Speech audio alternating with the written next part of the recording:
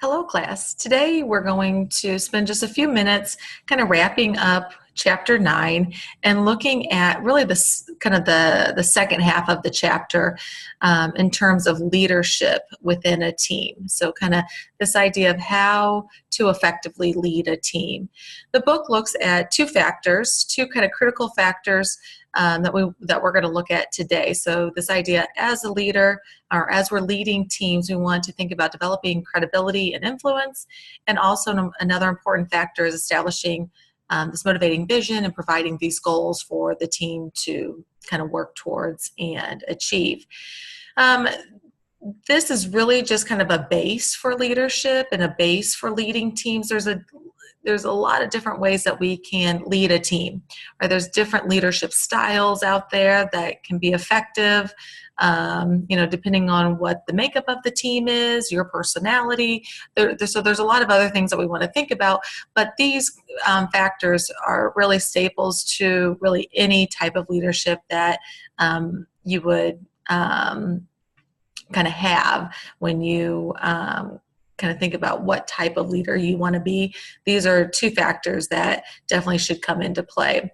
So the first factor is establishing credibility. So how can I do that? As a leader, even as a member of a team, how can I establish credibility? And the reason why we want to think about this is I need to establish credibility in order to influence my team members, or if I am leading the team, I need to establish this credibility in order to, hopefully be able to influence the members underneath me. So credibility kind of is that kind of starting point. So when we think about how to do this, credibility isn't something that you just get right off the bat. It's something that you earn, and it really kind of sticks with you. So it becomes like kind of part of your reputation. So you want to think about kind of your everyday actions will really help you establish some kind of long-term credibility. But unfortunately, you work really hard and you can gain that credibility, and it doesn't take a lot to maybe lose it, right? So it could be one bad decision, one bad act, and it really tarnishes your credibility and then your ability to influence. So we really want to take this concept seriously. So a couple things that we can do to establish credibility as a leader or as a team member, as an employee, right? It doesn't necessarily have to always be, always have to be a leader to need this credibility. So demonstrating integrity. So as a leader, as a member of a team, as a member of a organization, thinking about the decisions that you make, the actions that you take, do they align with your personal values? Do they align with the organizational values, right? And so demonstrating that over time really helps you gain that credibility and earn that credibility amongst your peers. Being clear and consistent. So making sure that I'm communicating clearly my expectations, what I'm wanting from employees or wanting from an assignment, and also being consistent. So making sure that I'm treating people fairly and I'm being consistent in my communication. I don't, one time say, oh, no big deal, I don't really need the details, and the next time I'm all mad because no one gave me the details, right? So being consistent in that way as well, but also, being consistent and fair will help kind of demonstrate that integrity that you have and help you establish credibility within the team. Having energy, coming to the group with positive energy and excitement, and giving compliments and giving praise are all ways to show your team and others around you that you do care for them, right? You do want them to succeed. And so again, helps establish credibility, and it's easier to listen to individuals and be influenced by them when they demonstrate some of these things. This idea of reciprocity. So, having some give and take as a leader of a group, or when you're, leading a team, you don't always have to get your way. It's not always what you say goes, so be willing to listen to others on the team and have some give and take in that sense, and be willing to listen, not only to listen to their ideas, but actually, implement their ideas. As a leader, to gain credibility, making sure that you're willing to manage agreements and disagreements, right? So encouraging those conversations and not shying away from them.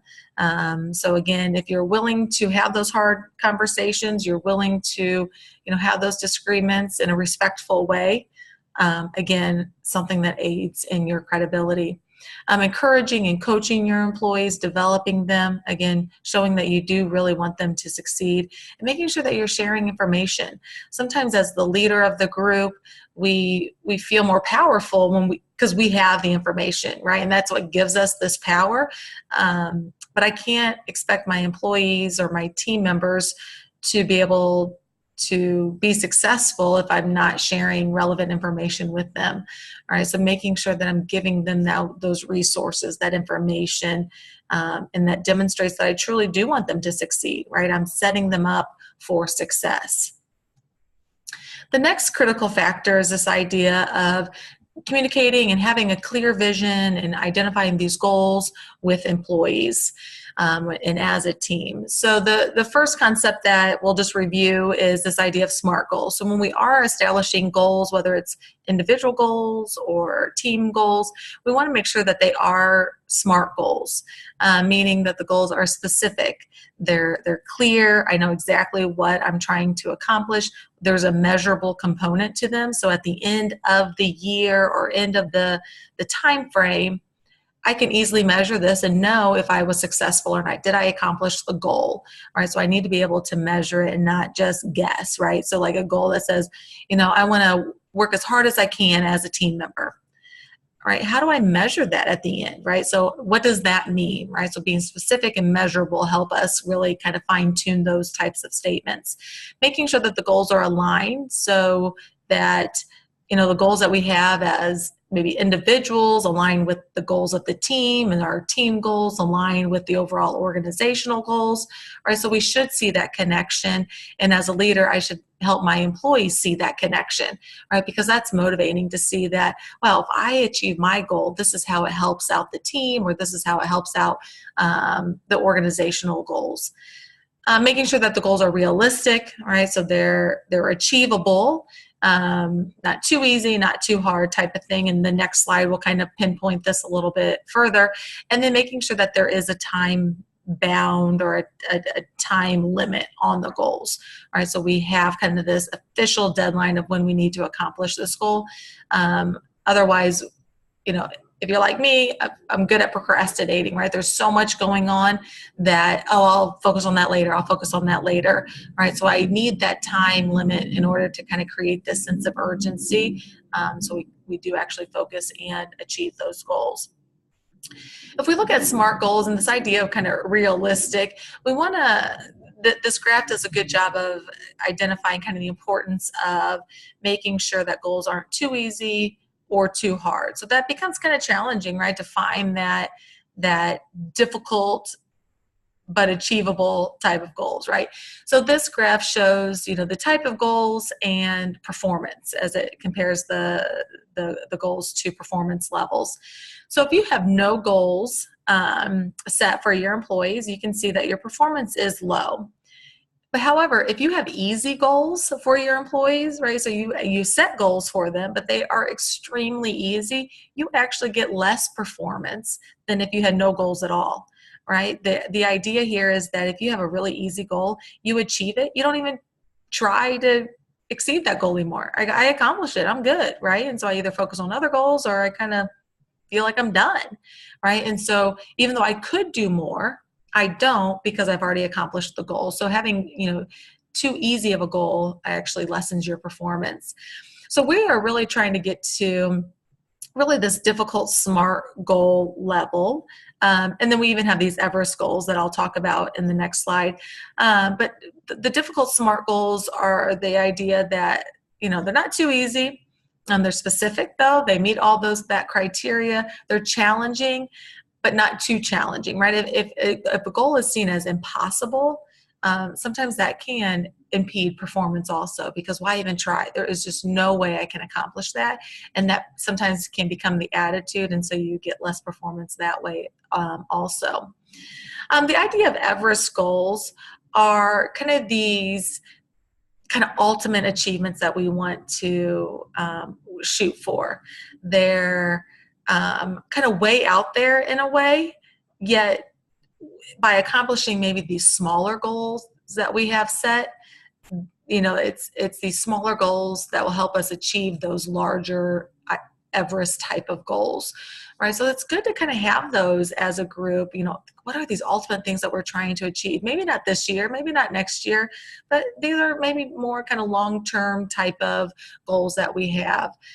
So these kind of ultimate achievements, they really help the team maybe focus on kind of their potential and the possibilities, right? If we stay focused, kind of what can we achieve type of thing.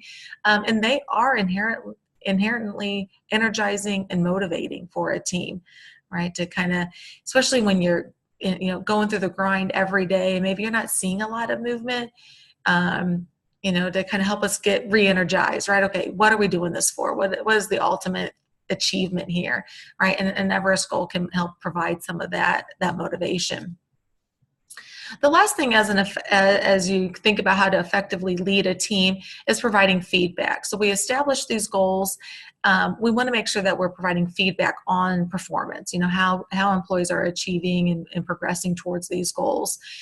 When we talk about motivation, we'll actually kind of jump into this again and dive into it a little bit more. But, at this point, just some basics that we want to think about is this idea of when we provide feedback to employees, we want to focus on the behaviors, right? So they know what behaviors they need to continue with and what behaviors maybe they need to change or tweak based on, their performance levels.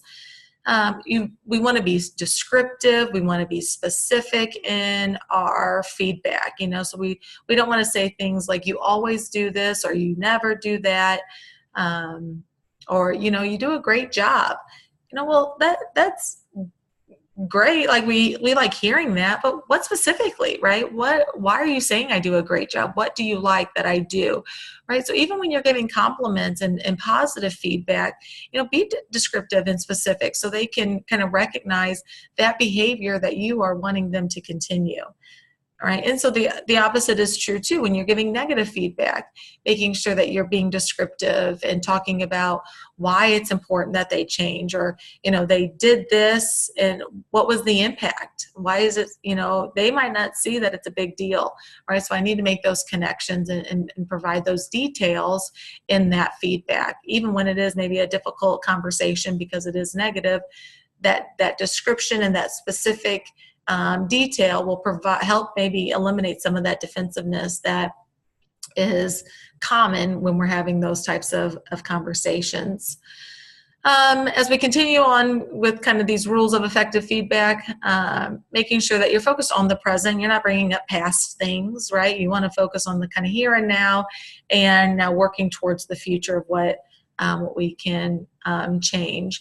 Making sure that the conversation is two-way. I'm providing feedback. If I'm leading this particular team, I'm providing feedback, but I really want this to be a two-way exchange, right? So they can share ideas with me, and they can, the other person should be part of the conversation of how we can change, right? What can we do to improve in the future, right? So this should be kind of a two-way interchange. Give feedback that's valuable to the receiver, right? Again, so making sure that it's important. We're not just nitpicking, but we're truly providing kind of valuable feedback that they can use to develop and to get better, right? That's where this feedback should be coming from. And if the team member or the person feels like it's coming from a sincere place, that I'm telling you this because I want you to succeed, I want you to get better, then again, that's easier for them to take, than if they feel like you're not on their side. Okay, and then the last thing is give feedback in an appropriate time and place. So think about when you're giving feedback, not just doing it as you pass someone in the hallway or, real quickly, let's talk about this, right? Make sure that you let them know, hey, next week, maybe we can sit down and kind of talk about how that project went or how that meeting went or, whatever the case may be. But giving them that heads up, making sure that you're in a place that's private, that you're not going to get interrupted. You want to think about those things so no one's distracted or rushed through that particular meeting. All right, so kind of a wrap up for Chapter 9 when we think about the management skills needed for high-performing teams, right? We need to think about how we're leading those teams and those critical components, the different roles that need to be played within that team, and then the stages that we need to go through in order to develop to that high-performing team. All right, and that combination will lead us to this high performing team where we have this credibility, we have this trust, we are efficient in our decision making, we have high quality decisions, and so on. So those are things that we're working towards, but it does take some work to get there. All right, so I hope you enjoyed Chapter 9. I'll see you next time.